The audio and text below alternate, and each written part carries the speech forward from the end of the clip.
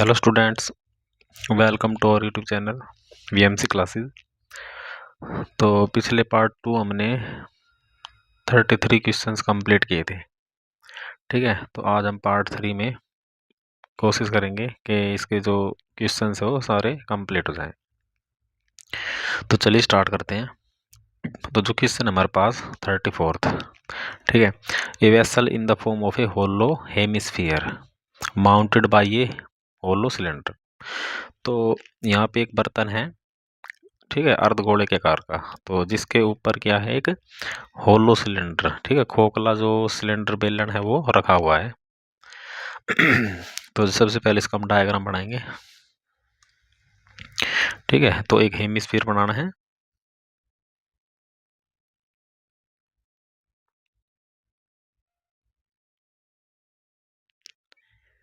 और इसके ऊपर हमें रखना है एक बेलन सिलेंडर जो सेम डायमीटर का।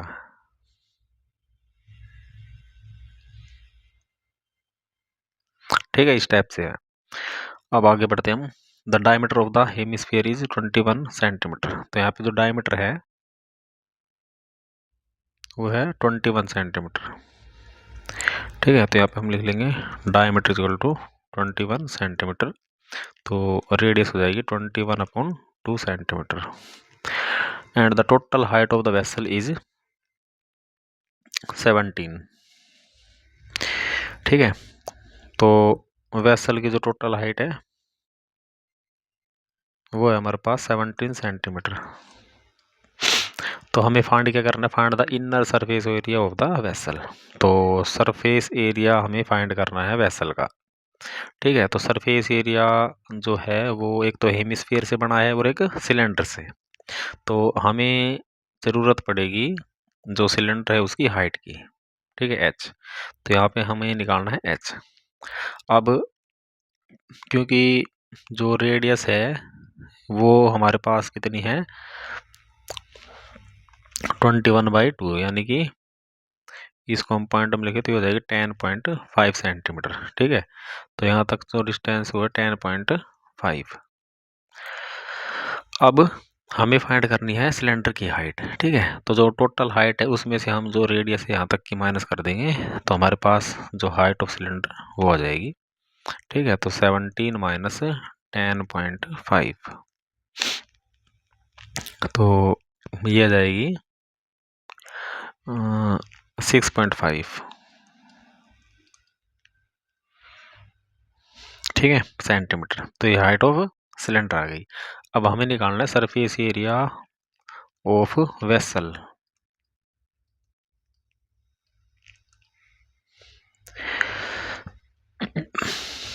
वेसल का सरफेस एरिया। तो यहाँ पे दो सरफेस एरिया यूज होंगे, एक तो surface area of cylinder plus surface area of hemisphere.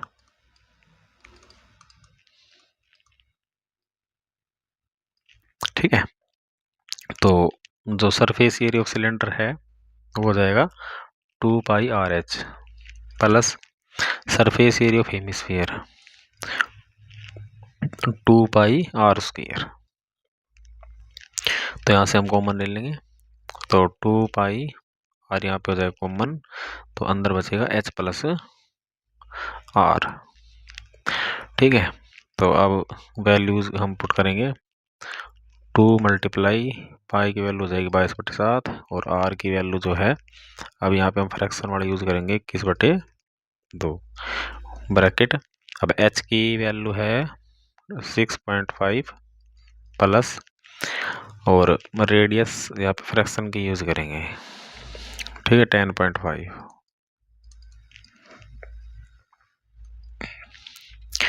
तो 2 से 2 यहाँ पे कैंसिल, और 7 से 21, 7 × 21, 22 × 66, और मल्टीप्लाई अब दोनों को कर देंगे ऐड, तो यह आ जाएगा 17। ठीक है, 17 × 6 = 102, हासिल 10, 17 × 6 = 102 और 10 112। ठीक है, सेंटीमीटर स्क्वायर।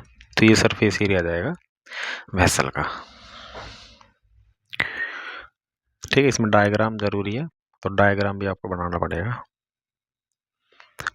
अब इसी का दूसरा क्वेश्चन है और में अथवा में। ठीक है, the juice seller was serving his customers using glasses as shown in figure. तो जैसे जो एक जूस बेचने वाला है तो वो इस टाइप के ग्लास का यूज करता है, जहाँ पे एक जो ग्लास तो है वो सिलेंड्रिकल शेप में और उसका जो बॉटम है वो है हेमिस्फीयर की फॉर्म में। ठीक है, इस टाइप से। तो यहाँ पे जो सिलेंडर की हाइट है वो है 10 सेंटीमीटर। ठीक है, और जो डायमीटर है वो है 7 सेंटीमीटर। ठीक है, डायमीटर हो जाएगा 7 सेंटीमीटर। तो यहाँ पे कह रहे if the height of the glass is 10 centimetre find the apparent capacity of the glass and its actual capacity. अब इसमें क्या है कि जो हेमिस्फीयर है ना वो इसके अंदर की तरफ है। ठीक है, तो इसका मतलब इसका जो एक हेमिस्फेरिकल पार्ट में जो एरिया है या वॉल्यूम है वो क्या हो रहा है, कम हो रही है इसकी। ठीक है, सिलेंडर की जैसे पूरी जो वॉल्यूम है इसकी वो ये है। अब इसमें से क्या कर रखा है, एक ग्लास का हेमिस्फीयर इसके अंदर इस टाइप से है, तो इसकी जो वॉल्यूम है यहाँ पे बचेगी। ठीक है, तो जो इतनी वॉल्यूम है हेमिस्फीयर की जो वॉल्यूम है उसके इक्विवेलेंट जो वॉल्यूम है वो इसकी हो जाएगी माइनस। ठीक है, तो यहाँ पे कम वॉल्यूम बन रही है, तो केवल ये वॉल्यूम इसका यूज में है। ठीक है, तो हमने ये वॉल्यूम फाइंड करनी है जो एक्चुअल कैपेसिटी है। तो यहाँ पे दो वॉल्यूम फाइंड करनी, एक तो एपियरेंट कैपेसिटी और एक एक्चुअल। तो एपियरेंट का मतलब हुआ कि जो हमें दिख रही है, और एक्चुअल जो वास्तव में इसकी कैपेसिटी थी। ठीक है, विदाउट हेमिस्फीयर के, विदाउट इस पार्ट के, मतलब इसकी जो पूरी कैपेसिटी थी, पूरी जो वॉल्यूम थी वो। ठीक है, तो यहाँ पे हम यूज करेंगे सबसे पहले वॉल्यूम ऑफ सिलेंडर, जहाँ पे हाइट ऑफ सिलेंडर कितनी है 10 सेंटीमीटर और डायमीटर हमारे पास है 7 सेंटीमीटर। तो यहाँ पे रेडियस हो जाएगी 7/2 सेंटीमीटर। ठीक है, तो यहाँ पे हम निकालेंगे वॉल्यूम ऑफ सिलेंडर। ठीक है, जो हमारी रहेगी एक्चुअल कैपेसिटी, जो इसकी वास्तविक कैपेसिटी थी वो। ठीक है, तो यहाँ पे जो फार्मूला बनेगा वॉल्यूम का सिलेंडर का πr²h। तो पाई की वैल्यू रख देंगे 22/7, आर की वैल्यू 7/2 मल्टीप्लाई 7/2, और एच की जो वैल्यू है वो हो जाएगी 10। यहाँ पे पाई की वैल्यू 3.14 यूज करनी है।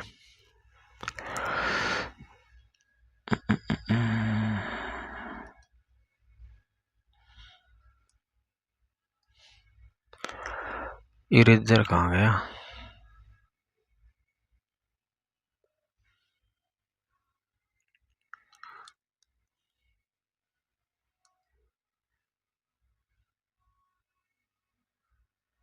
यहाँ पे रहना 314/100। ठीक है, इसका पॉइंट हटा दिया हमने, तो 10 से 10 इसकी जाए कैंसिल। ठीक है,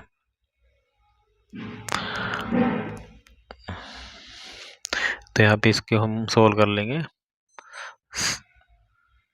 7 × 7। ठीक है, तो ये हो जाएगा 2 को इसके काट लेंगे, ये हो जाएगा 157। ठीक है, 157।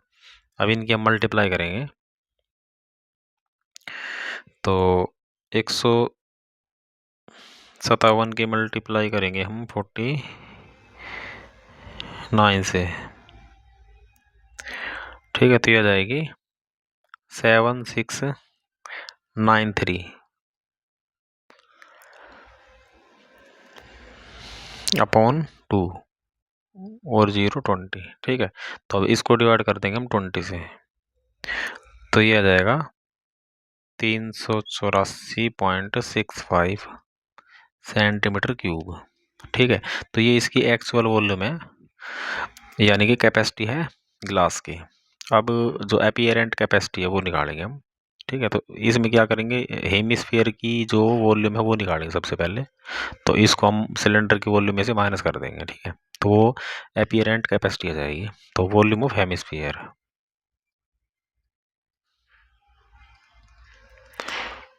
ठीक है, तो यहाँ पे फार्मूला यूज हो जाएगा 2/3 पाई आर क्यूब। तो 2/3 314/100 मल्टीप्लाई आर क्यूब। तो आर की वैल्यू 7/2, 7/2 मल्टीप्लाई 7/2। ठीक है, तो यहाँ पे 2 से 2 हो जाएगा कैंसिल, और इस 2 से ये कैंसिल हो जाएगा। तो अब हमें मल्टीप्लाई करनी है 7 7 7 की मल्टीप्लाई हो जाएगी 343। ठीक है, और अपॉन में 3 दूनी 6 और 00। ठीक है, तो अब ये मल्टीप्लाई करनी है हमने 157 की जो मल्टीप्लाई है वो 343 से। तो ये मल्टीप्लाई आएगी 53851 और अपॉन में 600। ठीक है, तो सबसे पहले हम 6 से डिवाइड कर देंगे, उसके बाद पॉइंट लगा देंगे। तो डिवाइड में 600।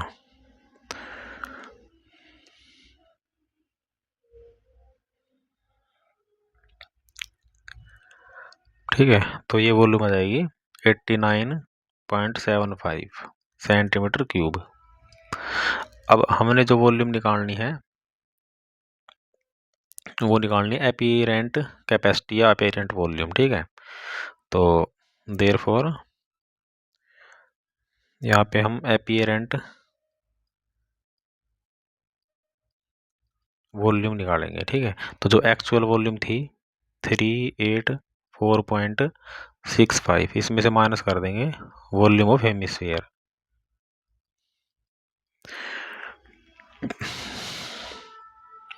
ठीक है, तो 384.65 में से हम माइनस करेंगे 89.75। तो ये है ना, मैं यहाँ पे कैलकुलेटर का यूज़ कर रहा हूँ। ठीक है, पर आपने क्या करना है, खुद कैलकुलेट करना है। ठीक है, फिर एग्ज़ाम में 3 घंटे मिलेंगे तो उसमें इनफ टाइम मिल जाएगा। तो ये कैलकुलेशन आपको खुद करनी है। तो यहाँ पे जो वॉल्यूम आ जाएगी 294.9। ठीक है, तो ये तो इसकी हो जाएगी एपियरेंट कैपेसिटी जो हमें दिख रही है। ठीक है, पर वास्तव में जो कैपेसिटी थी गिलास की वो ये थी 384.65। तो नेक्स्ट क्वेश्चन है, यहाँ पे हमारे पास एक आंकड़ा दिया हुआ है डाटा बल्लेबाजों का। ठीक है, बैट्समैन का। तो यहाँ पे है बल्लेबाजों की संख्या, बैट्समैन की संख्या, और यहाँ पे है बनाए गए रन उनके द्वारा। तो जैसे ये डाटा है हमारे पास, तो इसका हमें क्या निकालना है, बहुलक यानी मोड निकालना है। ठीक है, तो स्टैटिस्टिक्स का क्वेश्चन है। तो सबसे पहले हमें मोड का फार्मूला पता होना चाहिए। तो जो मोड निकालने का फार्मूला है वो है L plus F1 minus F0 या F0 upon 2F1 minus F0 minus F2 और मल्टीप्लाई H। ठीक है, ये हमारे पास फार्मूला है मोड का। तो यहाँ पे ये सारी वैल्यू कैसे निकलेंगी, सबसे पहले हम देखेंगे यहाँ पे जो फ्रीक्वेंसी, इसको बोलेंगे फ्रीक्वेंसी। ठीक है, तो फ्रीक्वेंसी सबसे हाईएस्ट जो है वो यहाँ पे है 18। तो यहीं से क्वेश्चन स्टार्ट होगा। हाईएस्ट फ्रीक्वेंसी देखनी हमने जब हम भी हमें क्या निकालना हो, मोड निकालना हो। तो हाईएस्ट फ्रीक्वेंसी यहाँ पे कितनी है, 18। ठीक है, अब जो 18 है वो हमारी फ्रीक्वेंसी हो जाएगी F1। अब इसके जो लेफ्ट में जो है फ्रीक्वेंसी उसको हम नोट करेंगे F0 से। ठीक है, और जो इसके राइट में फ्रीक्वेंसी है वो हम लेंगे F2। ठीक है, इन चीज़ का ध्यान रखना है। जो सबसे बड़ी फ्रीक्वेंसी वो F1, उसके लेफ्ट में जो है वो F0 और उसके राइट में जो है F2। ठीक है। अगर मान लो इस टाइप से हम टेबल बनाएं कि ये हमारी फ्रीक्वेंसी होगी कि 4, 18, 9 और so on तक, तो सबसे बड़ी फ्रीक्वेंसी जो है F1 और इससे ऊपर जो फ्रीक्वेंसी है वो F2 और 18 की जो नीचे है फ्रीक्वेंसी उसको हम डिनोट करेंगे F2 से। अब जो हमारी सबसे बड़ी फ्रीक्वेंसी है उसके सामने हम देखेंगे क्लास इंटरवल। ठीक है, तो ये जो है ये हमारा हो जाएगा लोअर लिमिट और ये हमारी हो जाएगी अपर लिमिट। ठीक है, तो हमको यूज जो करनी है वो करनी है लोअर लिमिट का। ठीक है, तो यहाँ पे एल की वैल्यू कितनी हो जाएगी 4000। तो यहाँ पे सारी वैल्यूज को हम पुट करेंगे।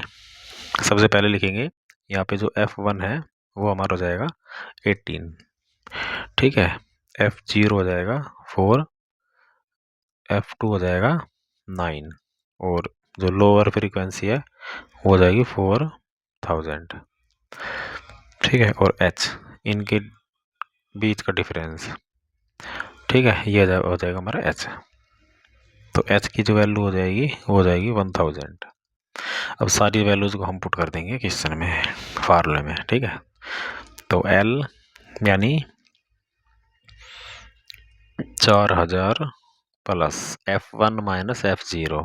तो F1 की वैल्यू है 18 और माइनस F0 की वैल्यू है 4 अपॉन 2F1। ठीक है, तो 2 मल्टीप्लाई 18 माइनस 4 और माइनस F2 है 9 और इसके साथ मल्टीप्लाई में है H। ठीक है, 1000। तो 4000 प्लस 18 माइनस 4 हो जाएंगे 14 अपॉन, अब इसको कैलकुलेट करेंगे 18 दूनी 36। ठीक है, 36 में से माइनस करना है 13 क्योंकि दोनों जुड़ जाएंगे, तो ये आ जाएगा 3 2 23 और मल्टीप्लाई में 1000। ठीक है, तो 14000 को डिवाइड करना है 23 से, तो जो 4000 उसको हम लिख देंगे एज इट इज प्लस। अब 14000 को डिवाइड करेंगे 23 से। ठीक है, तो ये आ जाएगा 608.69। तो ये हो जाएगा 4608.69। ठीक है, ऐड कर देंगे इसको, तो ये हमारा हो जाएगा मोड। ठीक है, इस टाइप से करना है। तो जो मोड है उसमें हमें टेबल बनाने की वैसे ज़रूरत नहीं है, पर आप चाहें तो इस टाइप से टेबल बना सकते हैं इसकी।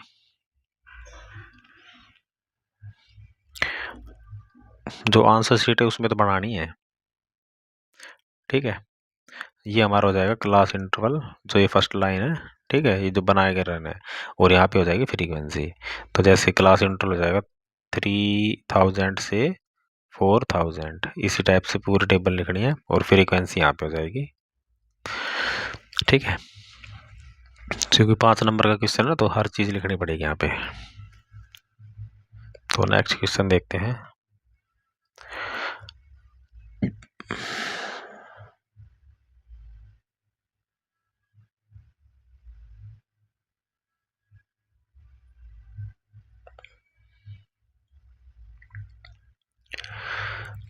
Question number 36। नीचे दिए गए चित्र में दिखाए गए अनुसार एक त्रिकोणीय खेल का मैदान है। ठीक है, यहाँ पे एक प्लेग्राउंड है ट्रायंगुलर शेप में, जहाँ पे ए बी की जो वैल्यू है 5x मीटर और जो बी सी है वो है 3x माइनस 1। तो यहाँ पे जो त्रिभुज का एरिया यानी कि एरिया ऑफ ट्रायंगल भी गिवन है। एरिया ऑफ ट्रायंगल है 60 मीटर स्क्वायर। ठीक है, और यहाँ पे जो लेंथ है वो भी गिवन है, तो हमें फाइंड करना है यहाँ पे। तो देखते हैं यहाँ पे क्या फाइंड करना है। उपरोक्त जानकारी के आधार पर निम्नलिखित प्रश्नों के उत्तर दीजिए। तो फर्स्ट जो क्वेश्चन है, उपरोक्त प्रश्न को एक द्विघात समीकरण के रूप में व्यक्त कीजिए। सबसे पहले हमें यहाँ पे क्वाड्रेटिक इक्वेशन बनानी है। ठीक है, तो ये केस स्टडी की क्वेश्चन है यहाँ पे। ठीक है, ये है केस स्टडी के, जहाँ पे एक डायग्राम है और उसके रिलेटेड हमसे कुछ क्वेश्चन पूछ रखे हैं। ठीक है, तो केस स्टडी को हम देखते हैं। यहाँ पे एक ट्राइंगल है और यहाँ पे ट्राइंगल की जो दो साइड वो गिवन है। तो और त्रिभुज का जो ट्राइंगल है उसका एरिया भी गिवन है। ठीक है, तो यहाँ पे जो जो ये परपेंडिकुलर लेंथ है यहाँ पे, ठीक है, तो ये हाइट लिख लेंगे यहाँ पे, हाइट हो जाएगी 5x और जो इसका बेस है वो हो जाएगा 3x-1। ठीक है, अब क्योंकि एरिया गिवन है तो हम यहाँ पे यूज करेंगे एरिया ऑफ ट्राइंगल। तो एरिया ऑफ ट्राइंगल का जो फार्मूला है वो है 1/2 बेस इंटू हाइट। ठीक है, अब एरिया ऑफ ट्राइंगल हमसे गिवन है 60, तो इज इक्वल टू 1/2, अब बेस हो जाएगा इसका 3x-1 और जो हाइट है वो हो जाएगी 5x।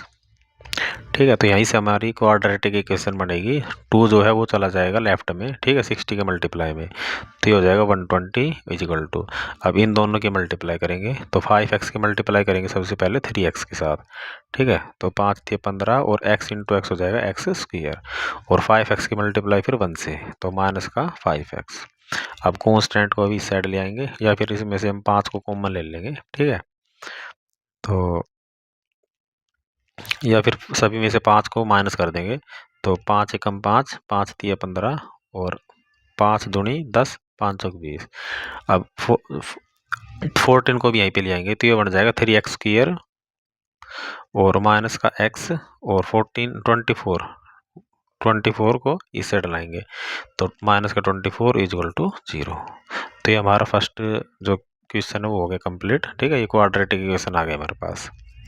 तो सिंपल एक ट्रायंगल है, उसका बेस और हाइट गिवन है तो एरिया भी गिवन है। ठीक है, तो यहाँ पे हम एरिया ऑफ ट्रायंगल का यूज करेंगे 1/2 बेस इंटू हाइट का, बेस और हाइट की वैल्यू पुट कर देंगे और जो एरिया है वो भी। ठीक है, तो यहाँ से क्वाड्रेटिक इक्वेशन आ जाएगी। अब जो सेकंड है x का मान ज्ञात कीजिए। अब क्या करना है, जो ये क्वाड्रेटिक इक्वेशन है इसको सोल्व करेंगे। ठीक है, तो इसका फैक्टर बनाएंगे, तो जो मल्टीप्लाई आनी चाहिए वो आनी चाहिए 24 और मल्टीप्लाई 3। ठीक है, तो यानी कि 72 मल्टीप्लाई आनी चाहिए और जो जोड़ या घटा वो आना चाहिए माइनस का 1। तो जैसे इसके फैक्टर हम बढ़ाएं तो 8 और 9 बन जाएंगे। ठीक है, 8 9 में 72 और 9 हो जाएगा माइनस का और 8 हो जाएगा प्लस का। तो ये सोल्व करके दिखाना है। जैसे सेकंड पार्ट है यहाँ पे हम हमारे पास, तो 3x², अब ये हो जाएगा प्लस का 8x और माइनस का 9x। ठीक है, और -24 इज इक्वल टू 0। तो यहाँ से हम फैक्टर को कॉमन ले लेंगे तो ये हो जाएगा 3x प्लस में 8। ठीक है, और यहाँ से 9 कॉमन आ जाएगा माइनस का, तो ये हो जाएगा 9, सॉरी नहीं यहाँ पे 3 कॉमन आएगा। ठीक है, माइनस का 3, तो ये हो जाएगा 3x और प्लस 8 इज इक्वल टू 0। तो यहाँ से 3x प्लस 8 और एक फैक्टर बनेगा x माइनस 3, तो दोनों को हम 0 के इक्वेट करेंगे तो 3x plus 8 is equal to 0 और x minus 3 is equal to 0। तो यहाँ से हमारी x की वैल्यू क्या आएगी 3। ठीक है, अभी इस पार्ट में x की जो वैल्यू आएगी वो नेगेटिव आएगी क्योंकि 8 राइट में जाके हुआ आएगा नेगेटिव। ठीक है, तो ये जो केस वो एलिमिनेट हो जाएगा क्योंकि x जो हमारा है वो लेंथ है ट्राइंगल की साइड की। ठीक है, तो नेगेटिव नहीं हो सकती यहाँ पे, तो इसलिए हमारी जो x की वैल्यू क्या आ जाएगी 3। ठीक है, तो सेकंड पार्ट में हमारा x क्या हो जाएगा 3। अब ठीक है, ये 2 पार्ट गिवन है। अब इसमें और में कह रहा है कि भाई AC की लंबाई ज्ञात कीजिए। अब हमारी जो ट्रायंगल वो इस टाइप से थी ABC, ट्रायंगल को देख लेते हो। ठीक है, तो 5x और 3x माइनस 1, तो ये साइड थी हमारी 5x और ये थी 3x माइनस 1। तो यहाँ पे हम जैसे x की वैल्यू हमने जो निकाली 3, ठीक है, उनको पुट करेंगे तो ये हमारी साइड आ जाएगी 15 और ये हो जाएगी 3 3 9 माइनस 1, तो 8 आ जाएगी। ठीक है, 8। तो हमने फाइंड करनी है AC मतलब हाइपोटेन्यूज। तो h की जो वैल्यू आएगी वो हो जाएगी स्क्वायर रूट ऑफ परपेंडिकुलर का स्क्वायर प्लस बेस का स्क्वायर। ठीक है, पाइथागोरस थ्योरम लगाएंगे तो 25 का स्क्वायर यहाँ पे हो जाएगा 225 प्लस और 8 का स्क्वायर हो जाएगा 64। तो इनको हम कर देंगे ऐड। ठीक है, तो ऐड करेंगे तो आ जाएगा 289। अब 289 की इसका स्क्वायर रूट है 17 का। ठीक है, तो h की वैल्यू क्या आ जाएगी 17। अब कह रहा है थर्ड पार्ट में ट्राइंगल ABC का परिमाप ज्ञात कीजिए। ठीक है, मतलब पेरीमीटर ऑफ ट्राइंगल।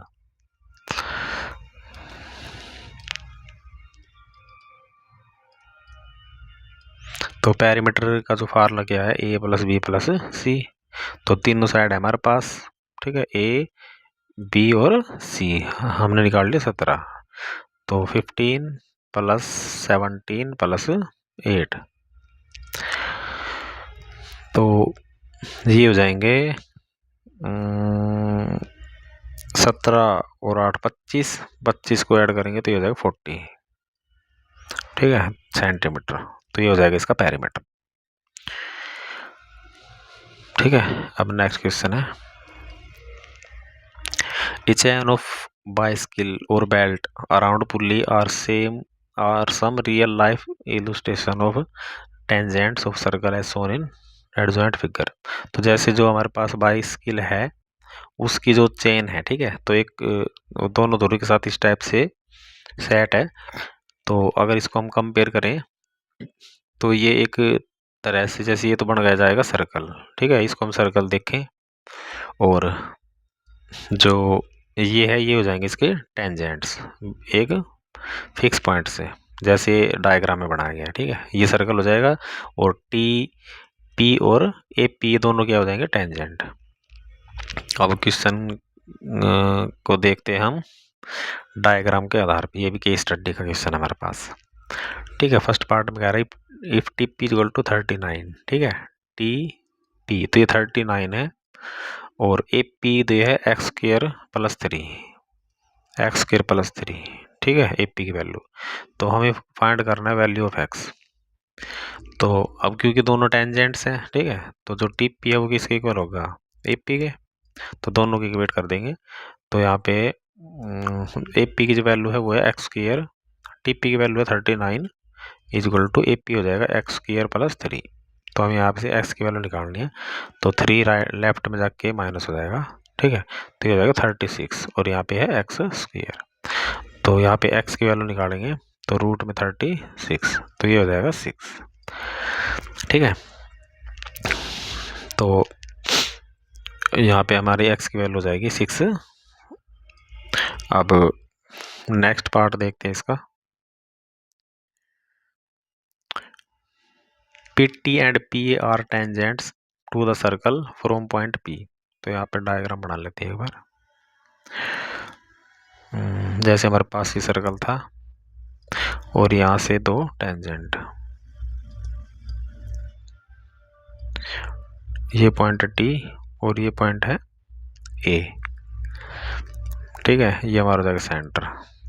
तो P T and P A, P T and P A are the tangent of circle from point P if arc T M A. तो डायग्राम में देखना पड़ेगा एम पॉइंट और एन पॉइंट, ये हो जाएगा M point और ये हो जाएगा एन पॉइंट, ठीक है, ये सर्कल का सेंटर। तो अब ये कह रहा है इफ आर्क टी एम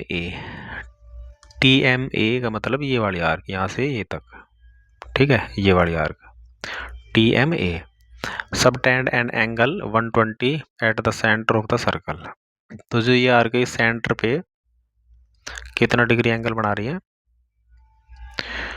120, ठीक है, मतलब ये जो एंगल है 120 है। तो हमने फाइंड करना है एंगल टी पी ए, टी पी मतलब ये एंगल निकालना है। तो ये भी बिल्कुल सिंपल है, ठीक है, ये हमने एक्सरसाइज में किया हुआ है क्वेश्चन। तो जो सेकंड पार्ट है, तो यहाँ पे हमारे पास एक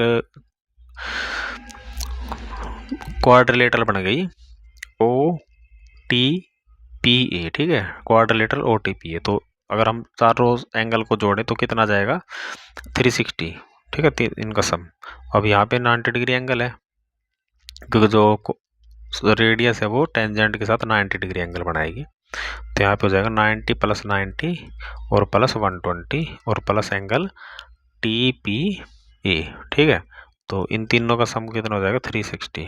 अब इन तीनों एंगल को हम ऐड करेंगे तो 90 90 180 और 120 हो जाएगा 300, ठीक है। तो एंगल टी पी ए, तो 300 360 में हो जाएगा माइनस, ठीक है, तो एंगल आ जाएगा 60 डिग्री का। अब थर्ड पार्ट है find the ratio of measure of arch TNA and TMA। TMA तो दोनों जो आर्क है उनका हमने रेशो बताना है कि क्या होगा। अब यहाँ पे हम यूज करेंगे लेंथ ऑफ आर्क का फार्मूला। ठीक है, तो दोनों लेंथ निकाल लेंगे और उनका रेशो निकालेंगे। तो लेंथ ऑफ आर्क का फार्मूला हमारे पास क्या है, ये थर्ड पॉइंट है यहाँ पे। तो लेंथ ऑफ आर्क, तो हमारे पास ये फार्मूला था थीटा अपॉन 360 मल्टीप्लाई 2πr। और अब अनुपात निकालना है तो यहाँ पे रेशो निकलेंगे तो दोनों का। ठीक है, यहाँ पे थीटा की वैल्यू चेंज होगी बस, थीटा 1 और थीटा 2। ठीक है, तो थीटा 2 हो जाएगा दूसरी साइड का जो हमारा एंगल है आर्क का।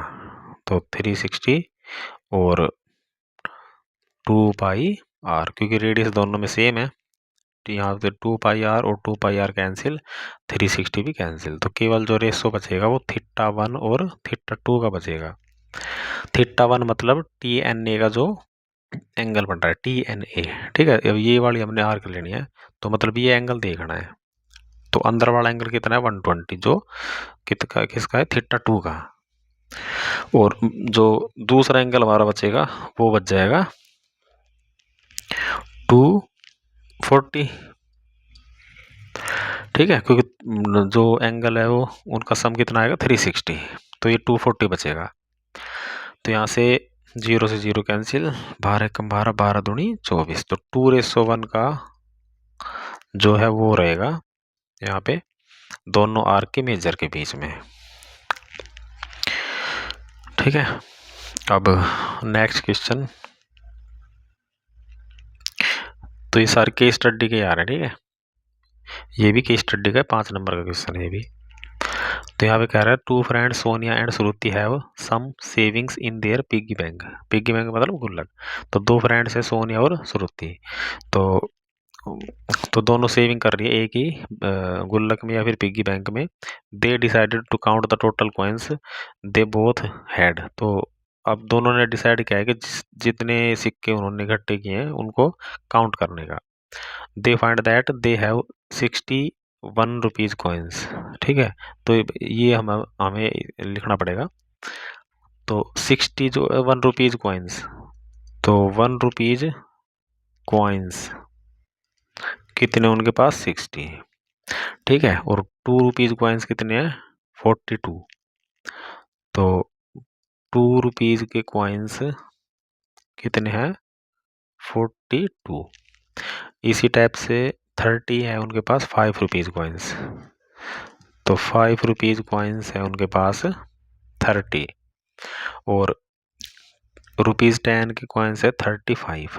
10 रुपीज़ मतलब 10 रुपये के जो सिक्के हैं वो है उनके पास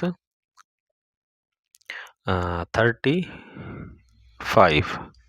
ठीक है, ये है 35। और 20 रुपये के सिक्के हैं उनके पास 12। तो 12 है 20 रुपये के सिक्के,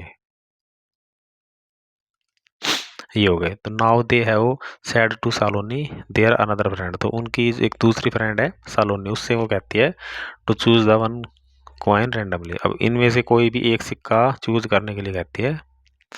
ठीक है, तो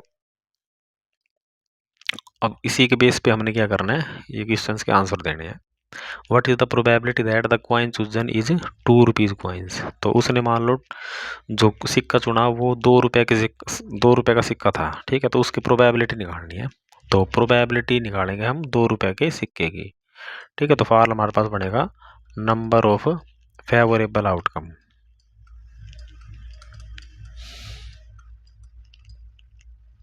upon total number of outcomes.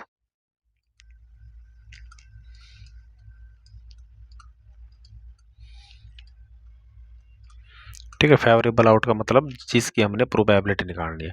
अब 2 रुपये के सिक्के टोटल कितने थे 42।